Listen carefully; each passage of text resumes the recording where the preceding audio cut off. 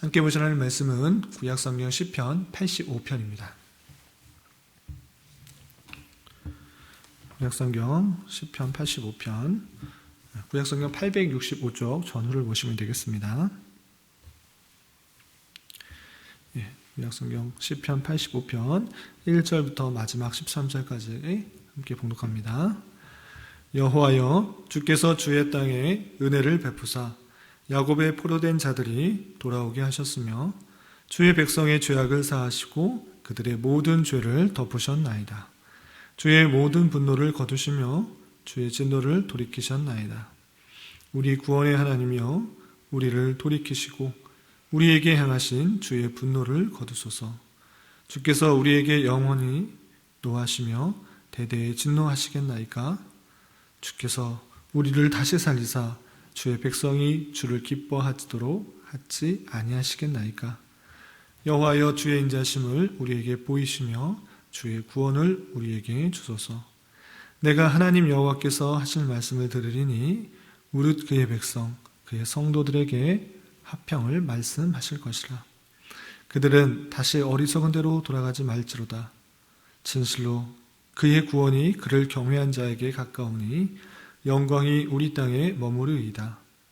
인애와 진리가 같이 만나고 의와 화평이 서로 입맞추었으며 진리는 땅에서 솟아나고 의는 하늘에서 굽어보도다. 여호와께서 좋은 것을 주시리니 우리 땅이 그 산물을 내리로다. 의가 주의 앞에 앞서가며 주의 길을 닦으리로다. 아멘. 감사합니다. 오늘 말씀 읽기 본문은 시편 85편인데 85편의 내용을 가지고 또 교훈받는 그런 시간을 갖도록 하겠습니다.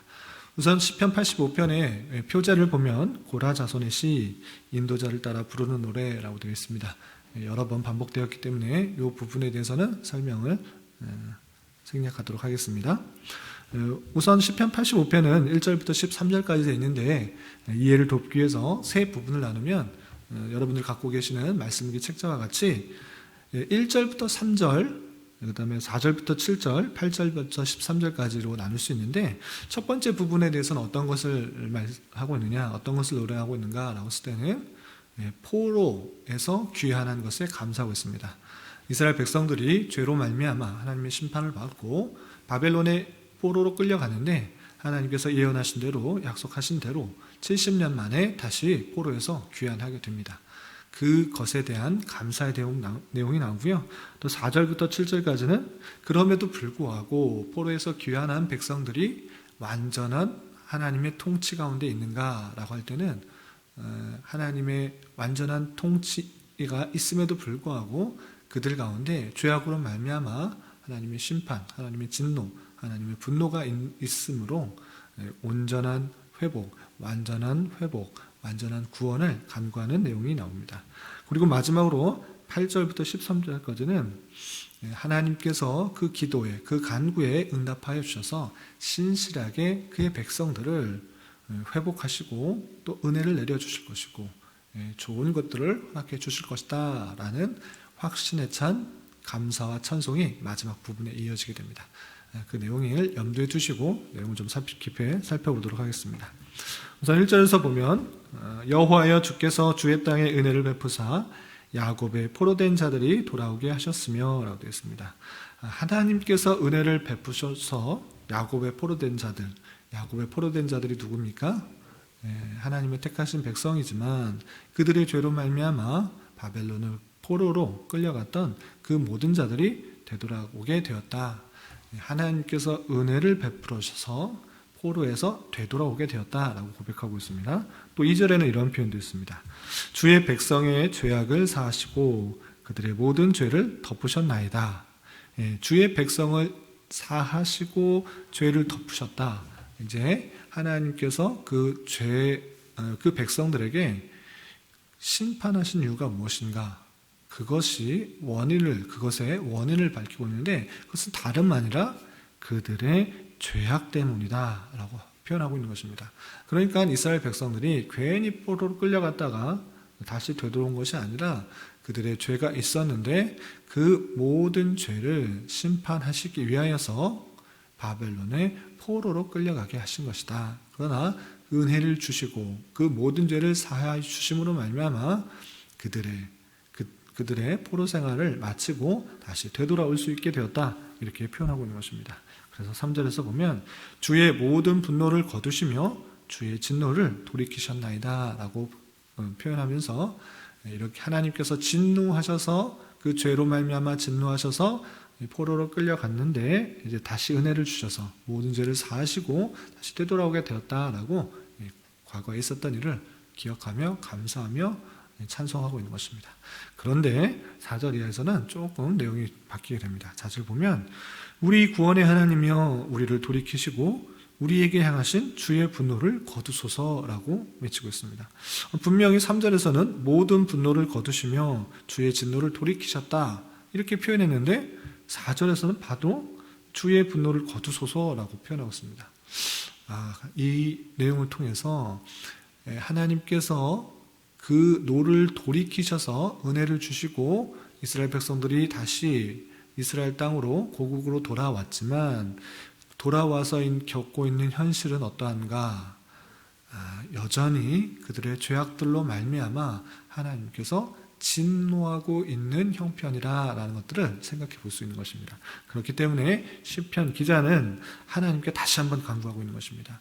우리를 다시 한번 돌이켜 주시고 우리에게 향하신 주의 분노, 이 분노를 거두어 주시옵소서 간구하고 있는 것입니다.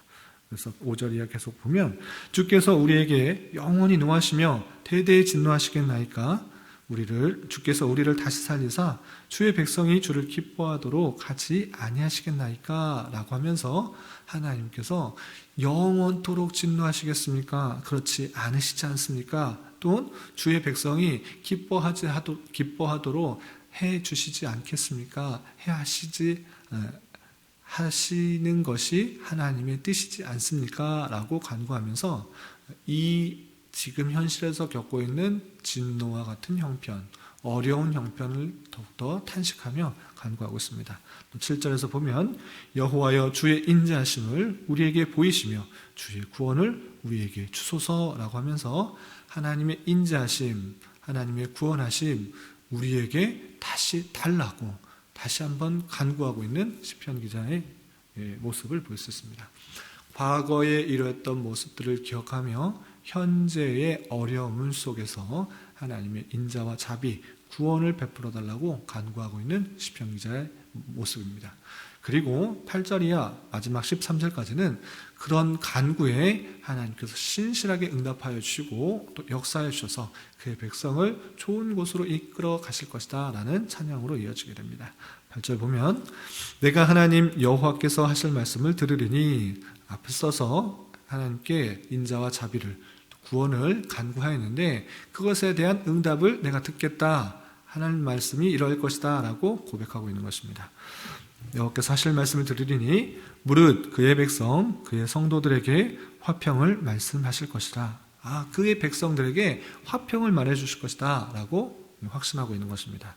그리고 계속해서 보면 그들은 다시 어리석은 대로 돌아가지 말지로다. 진실로 그의 구원이 그를 경외하는 자에게 가까우니 영광이 우리 땅에 머무르리다. 우선 8절 하반절에 그들은 다시 어리석은 대로 돌아가지 말지로다 라고 있는데 다시 어리석은 대로 돌아가지 말지로다가 무슨 뜻입니까? 어리석게 행동하지 말라라고 하고 있는데 어리석었던 행동은 무엇입니까? 하나님의 백성임에도 불구하고 하나님 말씀을 온전히 순종하지 않음으로 말미암아 심판을 받았던 그 어리석은 모습인 것입니다. 다시 그러한 모습으로 돌아가지 말라. 하나님께서 주신 말씀이 있을진데 그 말씀을 붙들고 그 말씀대로 살아가야지 그 말씀을 떠나 어리석은 삶의 모습으로 나아가지 말라라고 표현하고 있는 것입니다. 그리고 9절에서 보면 진실로 그의 구원이 하나님의 구원이 어디에 있는가? 그를 경외하는 자에게 가까우니 라고 되어 있습니다. 하나님을 경외하는 자에게 하나님께서 구원을 베푸신다. 그러니 어리석은 모습으로 하나님을 만홀히 여기지 말고 우습게 여기지 말고 가볍게 여기지 말고 하나님께 되돌아오고 하나님을 경외하고 두렵고 떨리는 마음으로 하나님을 사랑하고 그 앞에 그 존전에 살아가는 것이 진실로 그의 구원 가운데 있게 된다라고 표현하고 있는 것입니다. 그리고 10절과 11절에 보면 인애와 진리가 만나고 의와 화평이 서로 입맞추었으며 진리는 땅에서 솟아나고 의는 하늘에서 굽어보도다 라고 했습니다. 이 부분에 대해서 해석이 좀 어렵고 신학자마다 여러 성경 해석자들마다 약간씩 차이가 있습니다. 그러나 좀 공통된 부분들을 말하면 일단 인애와 진리가 만난다라고 할 때 인애는 하나님께서 베풀어준 사랑인 것입니다. 하나님의 사랑이 땅에서의 진리, 그러니까 참된 진리가 무엇인가? 하나님의 사랑을 받고 그 말씀대로 따라가려고 하는 그 내용들, 그 고백들, 그것이 만난다 이렇게 하는 것입니다. 하나님께서 사랑을 베풀어 주시고 또 그거에 대한 믿음이 진리로서 같이 만난다 이렇게 표현하는 것이고, 또 의와 화평이 서로 입맞췄으며 하나님의 의로움과 그것을 믿고 따르는 것의 가운데 땅에서의 화평, 이것이 또 맞추게 되었다라고 생각하는 게 좋을 것 같고요. 또 11절에 보면 진리는 땅에서 솟아나고 의는 하늘에서 굽어오도다. 앞에서 진리가 나왔는데 진리가 땅에서 솟아난다 라고 하고 있는데, 하나님께서 주신 의로움 또한 사랑, 그런 것들이 하늘에서 내려올 때 그것을 받아들이는 백성으로서의 모습들, 그것을 받아들이고 믿고 고백하고 따르는 것이 합쳐지는 그런 모습들을 볼 수 있는 것입니다. 하나님께서 베푸신 놀라운 사랑이 그의 백성들에게 임함으로 말미암아 화합되고 이루어지고 있는 놀라운 모습들을 이렇게 표현하는 것으로 생각하면 좋을 것 같습니다. 그리고 결론적으로 이렇게 좀 시적으로 또 표현한 이유가 무엇인가 라고 할 때는 12절에 이렇게 표현하고 있는 것입니다. 여호와께서 좋은 것을 주시리니 우리 땅이 그 산물을 내리로다. 여호와께서 좋은 것을 주시리니 누구에게 주십니까? 하나님의 택하신 백성, 우리들에게 주신 것입니다. 그렇기 때문에 하나님께서 때에 따라 그 백성들에게, 그 선민에게 좋은 것을 주시기 때문에 어떤 일들이 나는가? 우리 땅에서 그 산물이 나타나게 된다라고 표현하고 있는 것입니다. 하나님께서 그 백성을 전혀 모른 채 한 것이 아니라 하나님께서 인애와 자비를 베푸셔 주시고 의를 내심으로 말미암아 우리가 먹고 사는데 전혀 문제가 없도록 지켜 보호하여 주신다. 우리가 염려 근심하지 않을지라도 하나님의 백성은 그의 인도하심 가운데, 그의 선하심 계획 가운데 풍성한 것으로, 가장 좋은 것으로 인도해 주실 줄 알고 고백하고 있는 시편 기자의 내용을 살펴볼 수가 있는 것입니다. 마지막에 13절에서도 하나님의 의가 주의 앞에 앞서가며 주의 길을 닦으리로다. 이런 옳은 것들이 하나님보다 마치 앞서서 그 모든 것들을 예비한 것처럼 그렇게 될 것이다 라고 고백하면서 이 시편이 맞춰지게 되는 것입니다. 이렇게 시편 기자 고라 자손을 통해서 남겨준 이 말씀이 오늘날 우리에게도 적용될 수 있을 것입니다. 그것은 무엇입니까? 하나님께서 택하신 백성을 지켜 보호하여 주시고 신실하게 인도해 주신다는 것들을 기억하며 우리는 더욱더 누구를 의지해야 됩니까? 하나님만을 의지해야 되는 것입니다. 다른 것을 의지하는 것이 아니라, 다른 것을 찾는 것이 아니라 오직 하나님을 경외하며 하나님께서 주시는 여러 가지 섭리의 은혜들을 발견하여 그 뜻에 맞추어 살아가야 되는 것입니다. 그리고 또한 과거에 그랬던 것처럼 하나님의 말씀을 불순종하고 따르지 않음으로 말미암아 바벨론 포로로 끌려갔던 그 심판의 모습들, 그 어리석은 모습으로 다시 행하지 않아야 될 것입니다. 그리고 더욱더 하나님의 인자하심과 자비하심과 구원하심들을 계속적으로 베풀어 달라고 간구하는 모습, 그 모습을 통해서 하나님께서 기뻐하여 주시고 그 백성들에게 걱정과 근심과 염려하지 않아도 하나님의 때 하나님의 방법으로 가장 좋은 것으로 채워주실 하나님을 믿음으로 우리에게 주어진 삶을 담대히 걸어가야 되는 것입니다. 오늘 하루 살아가실 때, 또한 남은 한평생 살아가실 때 이 말씀을 기억하며 하나님의 인자심과 자비하심을 간구하며 하나님의 뜻을 따르기에 더욱더 힘쓰는 자가 되어야 될 것입니다. 이런 삶을 살아갈 수 있는 저와 여러분, 우리 모두가 될 수 있기를 진심으로 기원합니다. 기도하겠습니다. 하나님 아버지 감사합니다. 오늘 고라자손의 시편을 통하여 포로의 귀환에 대한 감사와 더욱 완전한 하나님 나라의 통치와 회복을 간구하고 또 주께서 그의 백성에게 좋은 것으로 인도해 주실 것이라는 시편 기자의 찬양을 대하였습니다. 이런 말씀을 대하는 자로서 하나님의 택하신 백성을 끝까지 지키시고 보호하신 줄 알아 다시 어리석은 삶으로 되돌아가지 않게 하여 주시고 주님 주신 말씀을 따라 정로로 행하며 살아가는 자 되게 하여 주시옵소서. 주님, 5월은 가정의 달로 보냈습니다. 주님께서 허락해 주신 가정의 소중함을 다시 한번 깊게 생각하게 하여 주시고 성도의 가정마다 주님께서 왕이 되어 주셔서 각 가정이 작은 교회요 또한 작은 천국의 모습이 잘 드러날 수 있도록 인도하여 주시옵소서. 또한 교회 내 육체의 연약함으로 직장과 사업장의 문제로 진로와 섬길 곳을 찾는 문제로 믿지 않는 가족의 전도를 위해 간절히 기도하며 나아가는 여러 지체들이 있습니다.